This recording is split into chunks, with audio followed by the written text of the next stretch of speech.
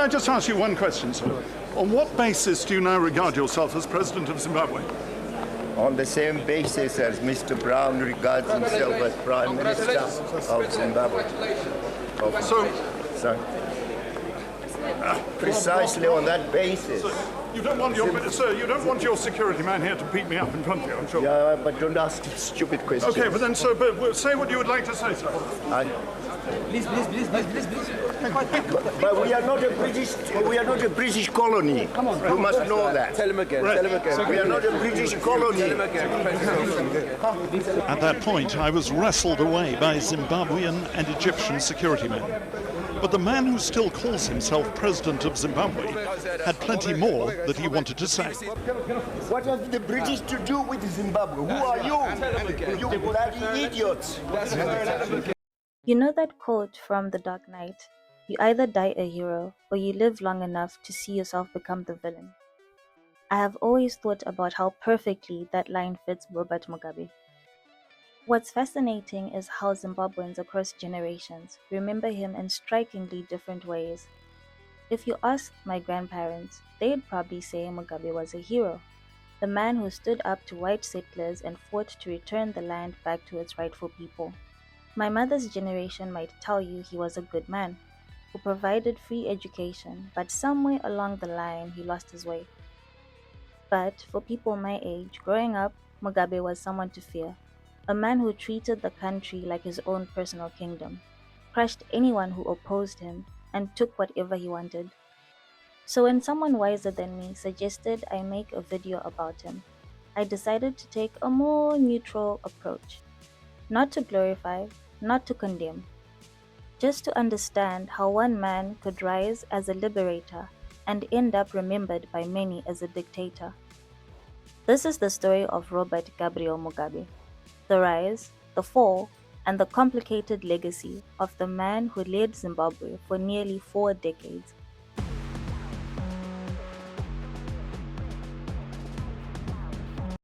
Mugabe was born on the 21st of February, 1924, in the small village of Kutama, about 70 kilometers west of what is now Harare, Zimbabwe. He grew up under British colonial rule, when the country, then called Southern Rhodesia, was controlled by a white minority.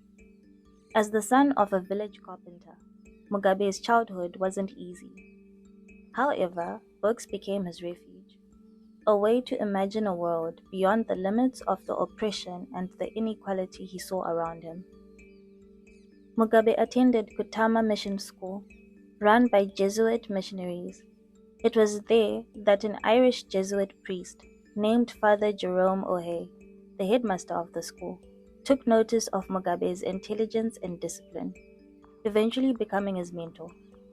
He was also one of the first people to encourage the young Mugabe to see education as a path to liberation. After completing his early schooling, Mugabe trained as a teacher at Kutama College in 1941, with financial help from his family. He later returned to teach at his former school, earning just £2 per month, which allowed him to help support his struggling family.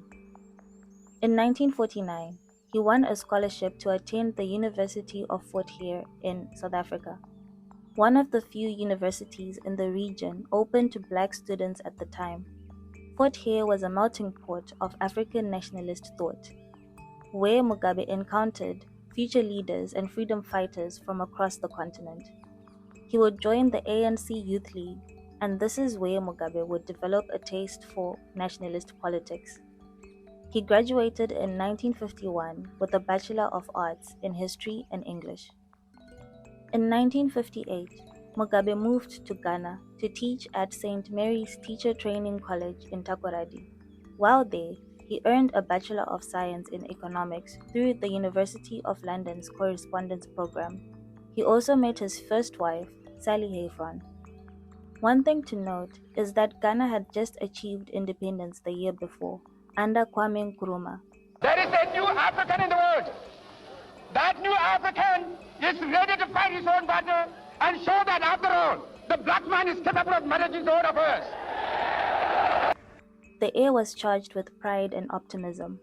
Africans were finally governing themselves. That atmosphere deeply inspired Mugabe, who had grown up in southern Rhodesia, a land where power belonged almost entirely to the white minority. Back home, black Zimbabweans were treated as second-class citizens, forced to live on poor, overcrowded land, denied decent education, and excluded from political participation. In Ghana, Mugabe saw what freedom looked like and what had been taken from his own people.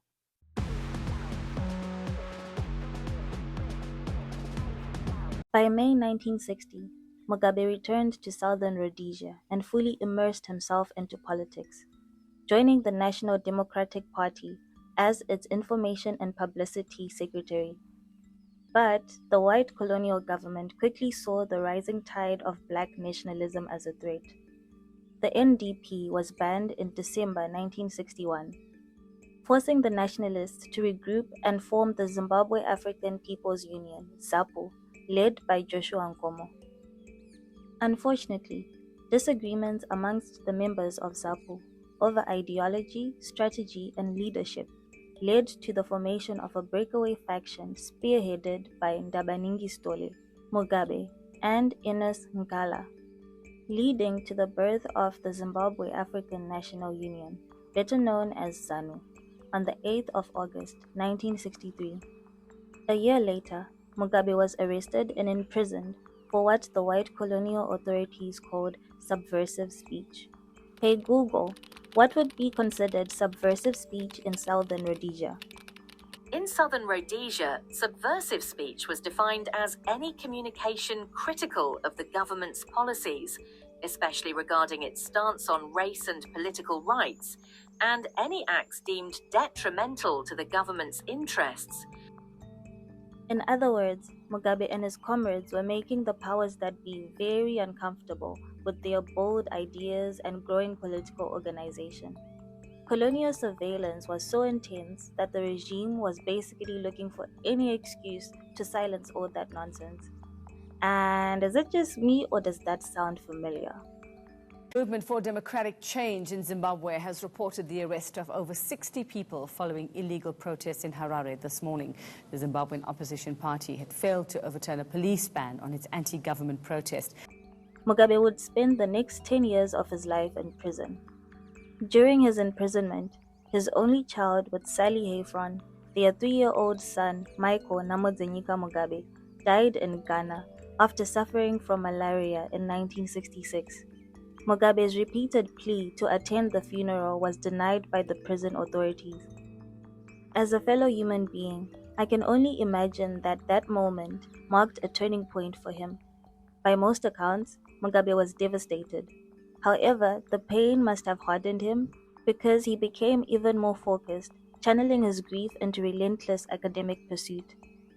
While in detention, Mugabe earned several university degrees through correspondence, including a Bachelor of Laws, a Master of Laws, a Bachelor of Administration, and a Master of Science in Economics.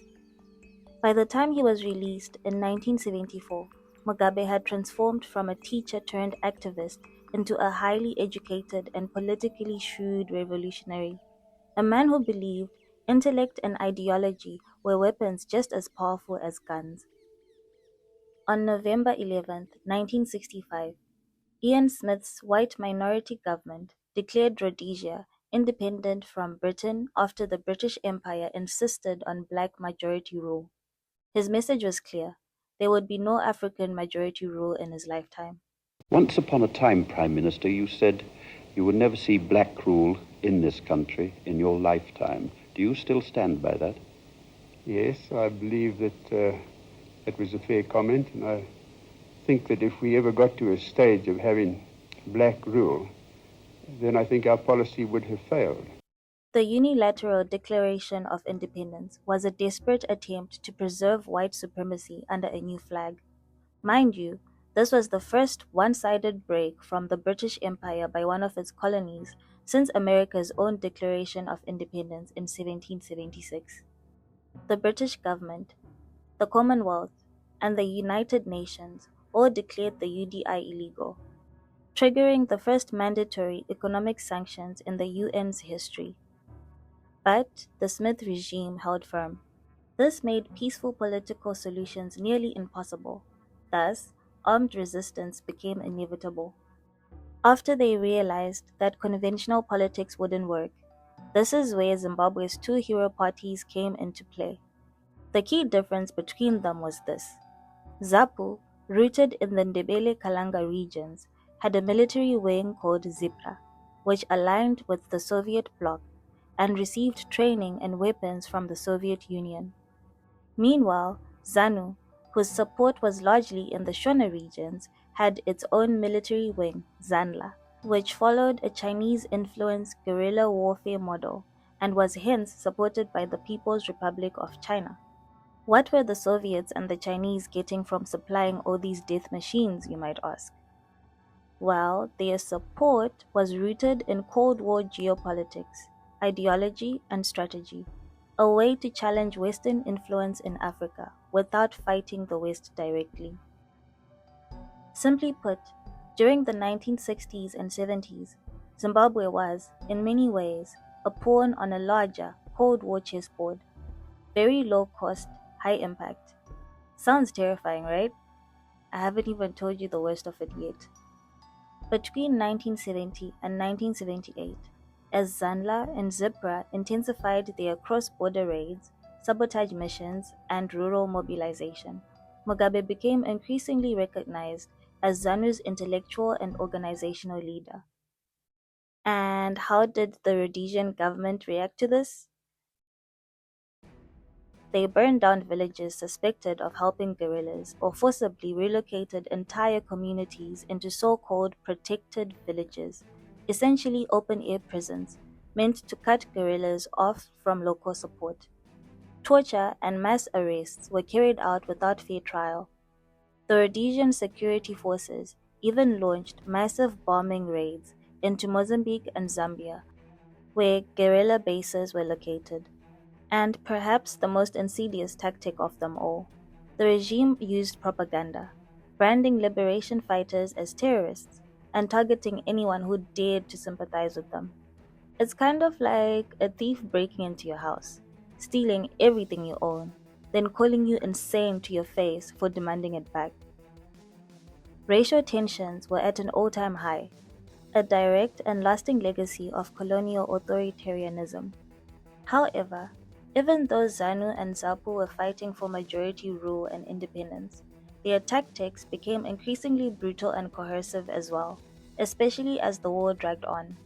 They used violence and intimidation not only against colonial forces, but also to control and mobilize their own black communities.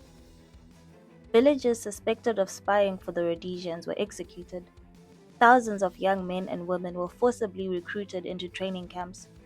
Guerrillas also targeted missionaries and aid workers, leading to the closure of schools and clinics that served black children. One such instance was the killing of white Catholic missionaries at St. Paul's Mission in 1977. According to historians like Terence Ranger, Norma Kreger, and Paul Moorcraft, research indicates that more black civilians were killed by nationalist guerrillas than by Rhodesian forces, though both sides committed atrocities. These historians do have one thing in common though. Blink twice if you can see it. Anyway, I digress. The point is, amidst all the fighting and the pursuit of liberation and freedom, it was the civilians who suffered the most, just like in any war ever fought anywhere on this planet. This bloody chapter is what we now refer to as the Second Chimurenga. Chimurenga meaning uprising in Shona, derived from the name of a legendary leader, Murenga Sororenzo, who inspired the spirit of resistance during the first rebellion against colonial rule in the 1890s. In 1979, after nearly 2 decades of war had devastated the country, tens of thousands dead, entire villages displaced, and the economy crumbling under sanctions and war fatigue, everyone, from the guerrillas in the bush to the white settlers in Salisbury, was desperate for it to end.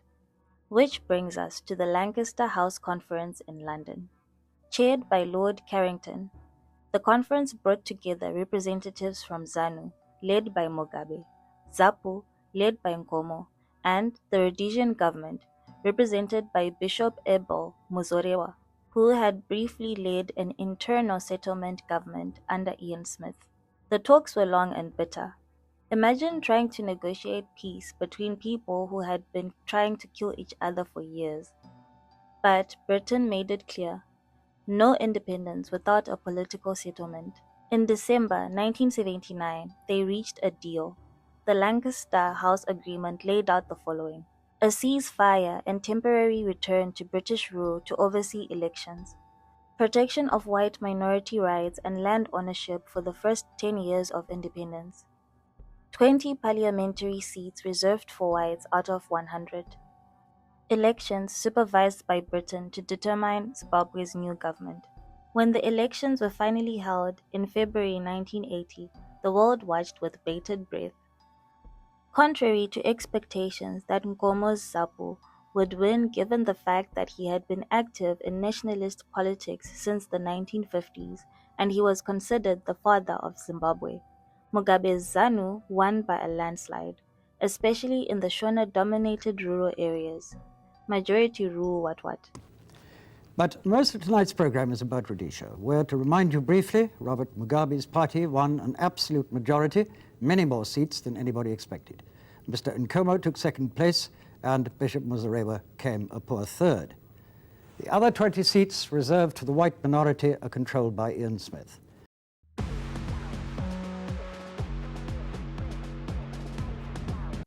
On April 18, 1980, Zimbabwe was born.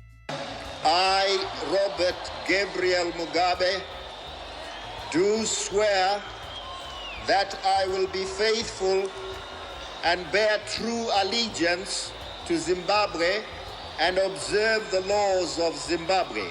So help me God. The Union Jack came down, the new flag was raised, and Bob Marley performed.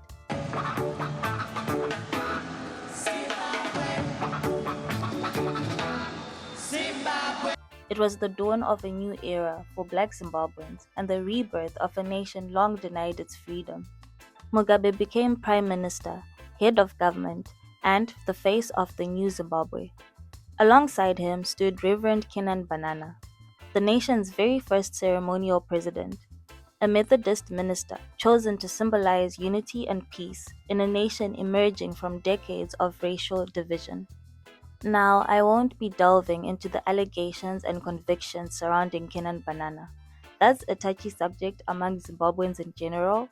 Also, this video is not about him. What's important to note is that Banana's role was largely symbolic, while Mugabe wielded the real political power. As Prime Minister, his first speech took many by surprise. He called for peace, reconciliation, and reconstruction, urging Black Zimbabweans to forgive their white counterparts and build a nation for all. He was basically on his Mandela tip, and he became the nation's golden boy. In the early 1980s, he introduced free primary and secondary education, boosting literacy rates and building schools even in remote areas. A willing seller, willing buyer land reform program allowed some Black families to acquire land. Hospitals and clinics expanded into rural areas, vaccination campaigns were launched, and maternal and child health programs were implemented. Zimbabwe experienced relative economic growth in the first decade post-independence, fueled by the skilled workforce, natural resources, and foreign aid. GDP and agricultural output increased, stabilizing the newly independent country. The future looked bright. But, as with all things, the good times didn't last. In December 1987, the constitution was amended, abolishing the position of Prime Minister and merging it with the presidency. As executive president, Mugabe now controlled the government, the military, and the levers of state. Dearly beloved, my curiosity now leads me to address the question that has brought us all here today. When exactly did things take a turn for the worst? And who is to blame? Was it the death of his first wife in 1992? The centralization of all that power? the impossible pressure of trying to satisfy a divided population, his latent ambition finally rearing its ugly head, or simply the fact that urban Zimbabwe could only sustain a population similar in size to its white occupants a few years earlier, yet everyone wanted to live there, as some have suggested. The thing is, many things can be true at the same time. Mugabe's decline in popularity wasn't caused by a single event, but by a convergence of pressures, choices, and circumstances. His wife, Sally Hayfron's death from kidney failure did leave a void. She had been his moral compass and stabilizer.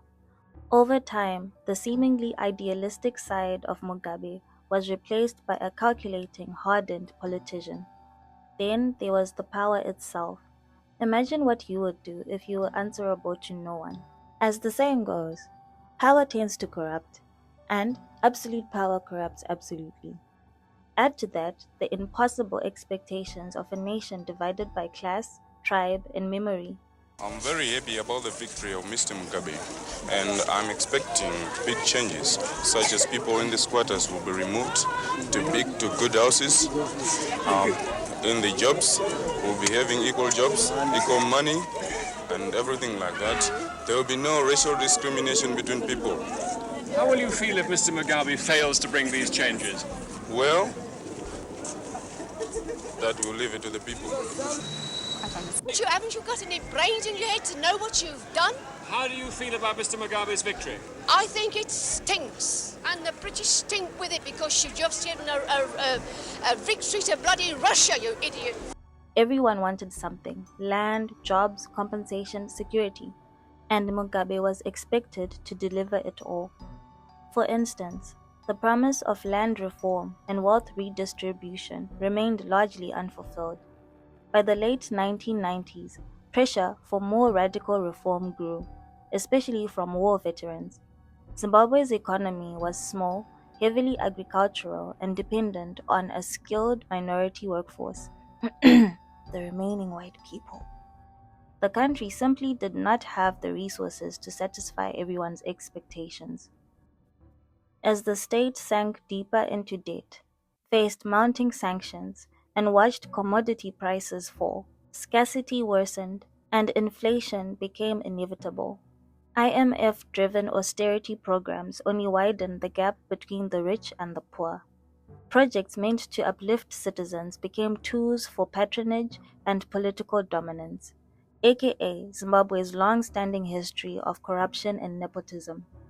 But the factor that truly began to tarnish Mugabe's reputation and would haunt him for decades actually happened a few years after independence in 1983, the Gukurahundi campaign. Publicly, the campaign targeted dissidents, armed rebels supposedly loyal to ZAPU, but in reality, it became a brutal crackdown on civilians in the Ndebele-speaking regions. Mugabe deployed the 5th Brigade, a North Korean-trained unit, to carry out the operation. Villages were raided, thousands were tortured, and an estimated 15,000 to 20,000 civilians were killed, many buried in mass graves. The violence left deep scars between the Shona and Ndebele communities, wounds that still shape Zimbabwe's political and social fabric today. The massacres officially ended in 1987 when Mugabe and Joshua Nkomo signed the Unity Accord, merging ZANU and ZAPU into ZANU-PF. While the accord stopped the killings, there was no real justice. Afterwards, the government would silence the discussion of Gukurahundi for decades, and Mugabe himself would refer to it as a moment of madness. So like I said, maybe there wasn't one turning point, just a slow unraveling of a man and a nation burdened by its own promise.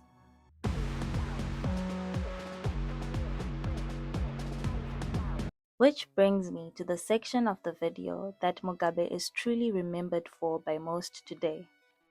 His backing of violent land seizures, whatever the hell this was that still makes other Africans clown us to this day, his long beef with Tsvangirai, and, of course, the Gucci queen herself, Grace Mugabe.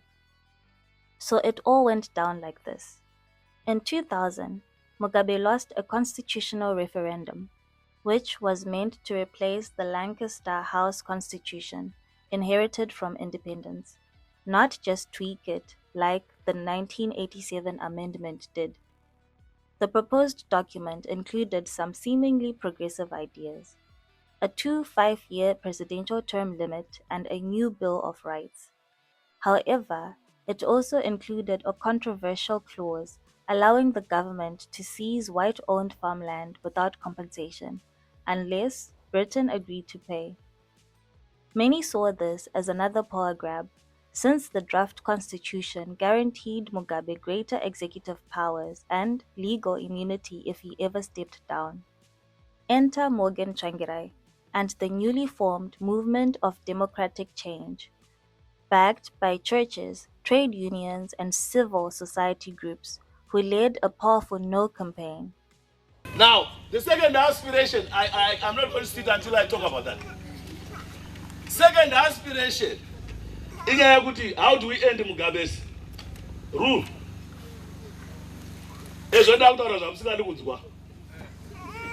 Munhu kana akura mukamuti ero anoti ndiuraye.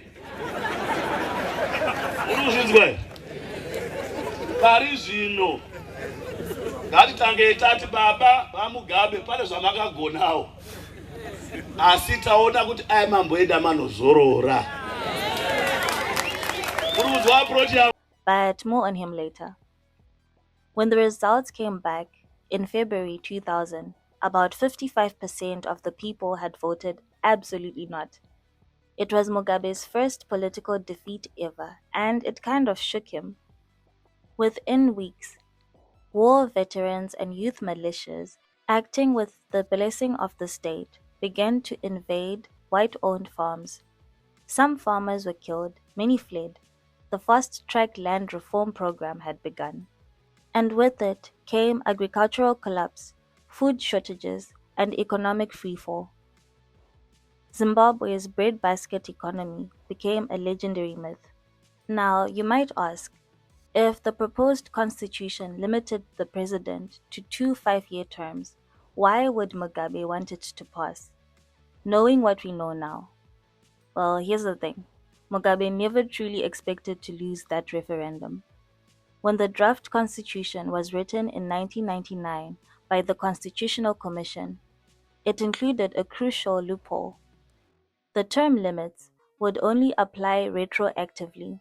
That meant Mugabe's previous years in office, since 1987, wouldn't count.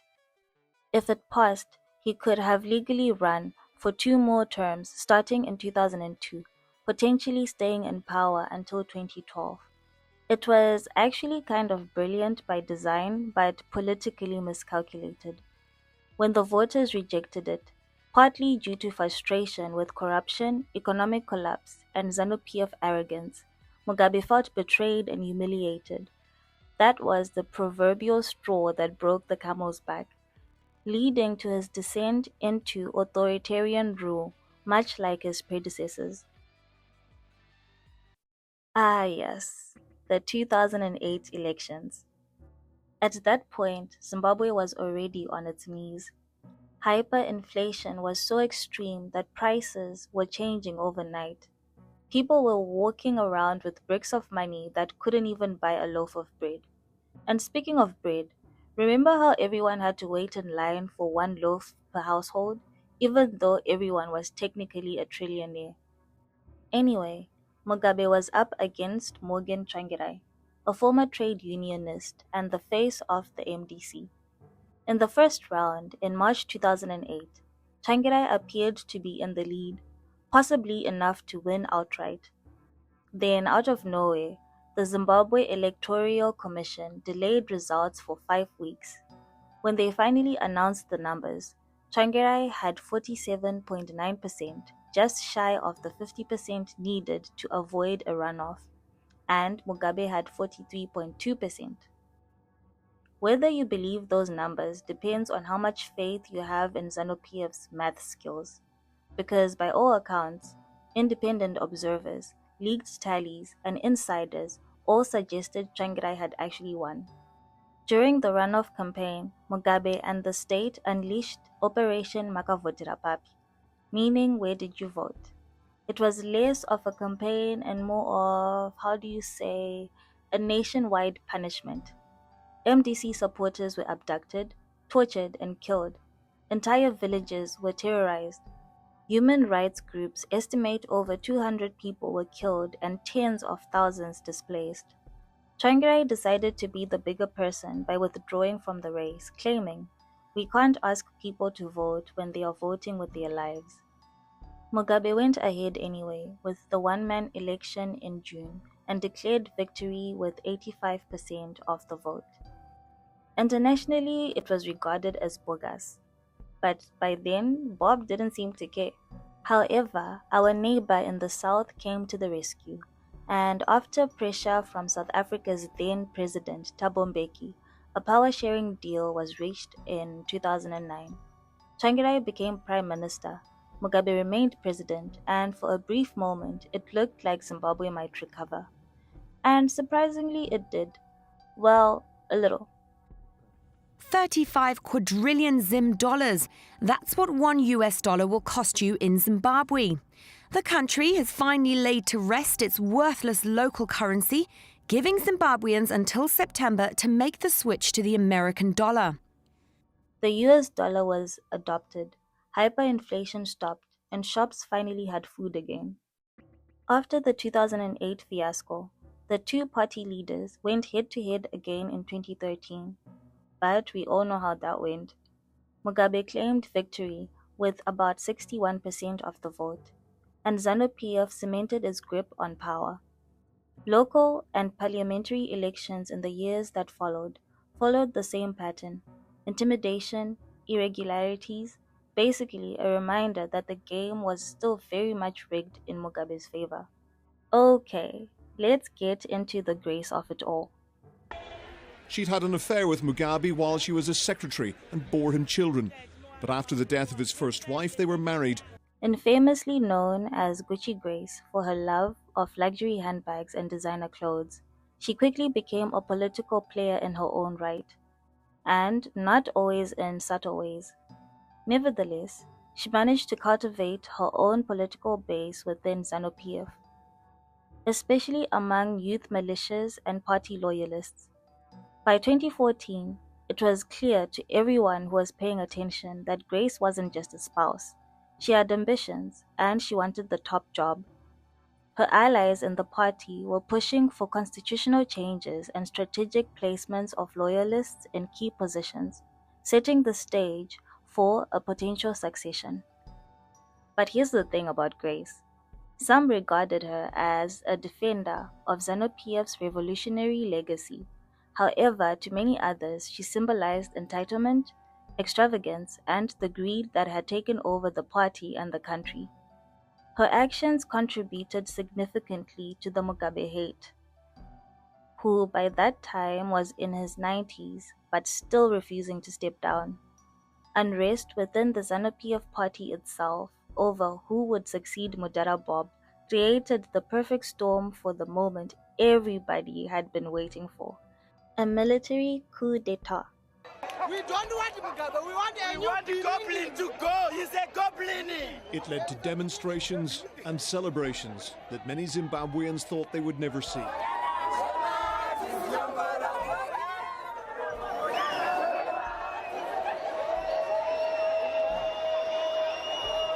Tell him to go. And God said, "Let my people go." On November 14th, 2017, the Zimbabwe Defense Forces moved into Harare with tanks, armored vehicles, and troops, not for an all-out war, but as a targeted intervention to remove the criminals around Mugabe, particularly Grace and her Generation 40 faction. Within a week, ZANU-PF had turned against Mugabe and Grace. Party leaders, provincial officials, and loyalists shifted support to Emerson Mnangagwa's Lacoste, aka Garwe faction. I swear I'm not making these names up. On November 19, 2017, Mugabe finally resigned, under enormous pressure, knowing the military and his own party had abandoned him. Scenes of jubilation in Zimbabwe as 37 years of rule by a single man ends. President Robert Mugabe resigned just hours after his foes and former party allies united against him in formal impeachment proceedings. Mnangagwa returned from exile in South Africa, and within days he was sworn in as president. Why did the coup work so seamlessly? The military had learned from history. Avoid mass violence, control the capital, secure state media, isolate the leader, and let political legitimacy follow the power shift. The fact that public support was surprisingly high was just the cherry on top. So, with Grace sidelined, the G40 faction purged, and ZANU-PF rebranded around Mnangagwa, the coup marked the end of Mugabe's 37-year rule, one of the longest in African history. He would later die from advanced cancer in Singapore on September 6, 2019, at the ripe age of 95. He was buried in the courtyard of his rural home in Kutama village on September 28, 2019.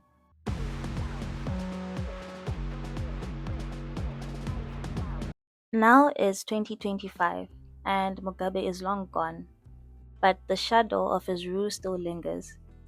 His legacy, messy, complicated, and hotly debated. The good, the bad, and the how on earth did we get here?